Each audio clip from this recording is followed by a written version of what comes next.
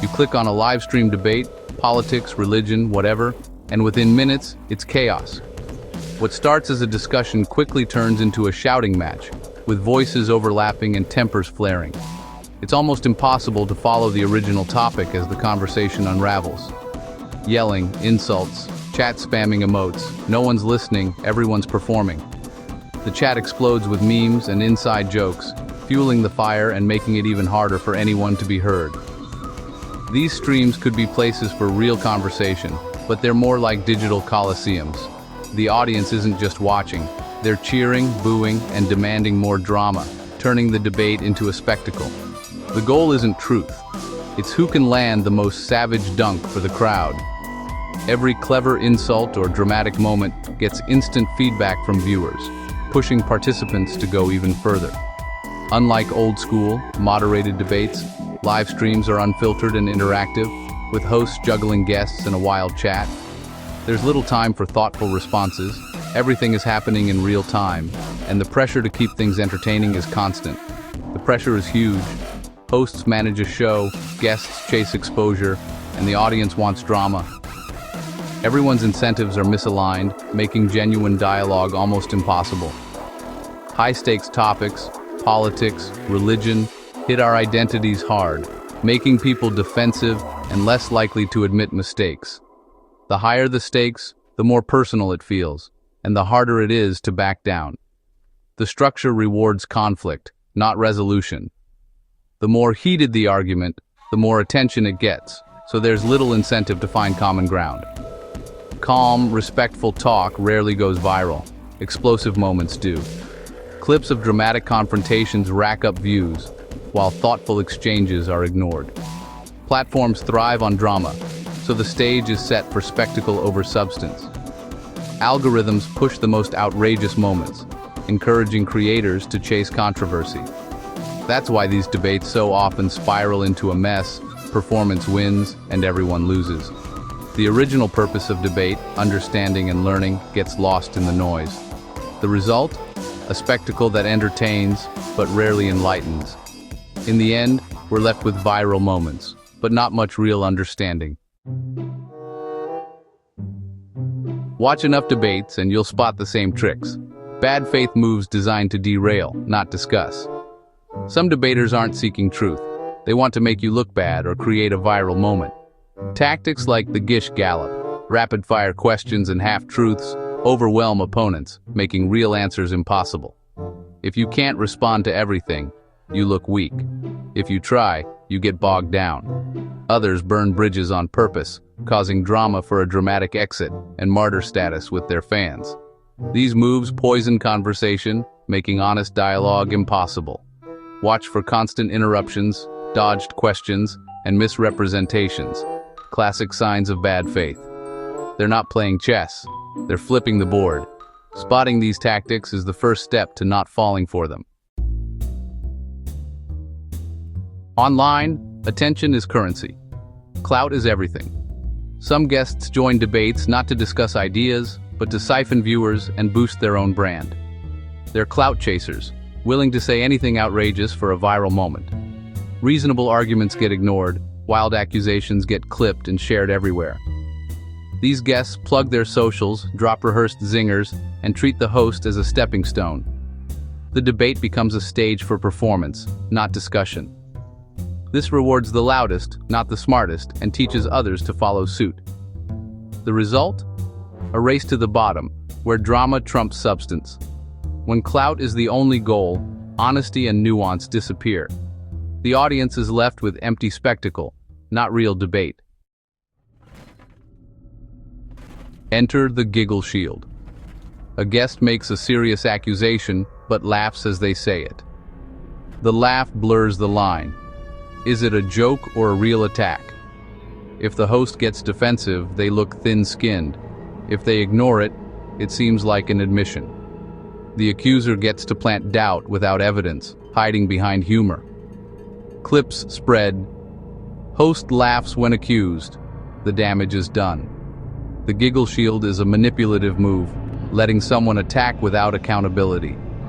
It's passive aggression, perfectly suited for live streams where tone is everything. When you see laughter with a dagger, know it's not harmless. It's a calculated way to control the conversation and wound without consequence. Therapy terms like gaslighting and narcissist are everywhere in online debates now. Originally, gaslighting meant a serious pattern of psychological abuse. Now it's thrown around for any disagreement. Disagree with someone? You're gaslighting. Remember an event differently? Gaslighting. These words become weapons, pathologizing opponents and shutting down real discussion. This escalates arguments into moral battles. One side is the abuser, the other the victim. It poisons dialogue and trivializes real trauma. Instead of debating ideas, we throw labels, making honest conversation impossible. Worse, it dilutes the meaning of real psychological harm. Using therapy speak as a debate tactic derails conversations and does a disservice to those truly affected. It's a shortcut to winning by diagnosis, not by argument. Not all conflict is toxic. Honest disagreement is actually healthy and necessary for growth. When people can express different viewpoints openly, without fear of ridicule or hostility, it creates space for genuine understanding and progress. When both sides respect each other and are truly seeking the truth, real learning happens. This kind of debate is about curiosity, not just winning. Participants challenge each other, provide evidence, and focus on the strength of ideas, not personal attacks or cheap shots. They listen carefully, ask thoughtful questions, and respond with substance. For example, imagine two people debating tax policy. They acknowledge each other's points, ask clarifying questions, and leave with a better understanding, even if they still disagree in the end. Now contrast that with manipulative tactics, like straw man arguments, giggle shields, or weaponized therapy speak. These are used to dodge real issues and undermine the other person. Instead of engaging with the argument, the manipulator attacks character, distorts the issue, or tries to make the other person look foolish. Honest debate is always about the what, the ideas, the facts, and the reasoning behind them. Manipulative debate, on the other hand, is about the who, attacking the person, not the argument. One approach builds understanding and trust. The other tears it down and leaves everyone feeling frustrated. Spotting the difference between honest disagreement and manipulative games is crucial, especially online. If someone dodges substance, changes the subject, or just plays games, you're not watching a real debate. You're witnessing a performance. Learn to recognize when the conversation is about ideas, and when it's just about scoring points or winning at any cost. That's the key to navigating online arguments and building real understanding in a noisy world. Why are toxic tactics everywhere? Because the system rewards them. Social media algorithms push content that keeps you watching, and outrage is addictive. Drama, conflict, and negativity get more clicks than calm discussion.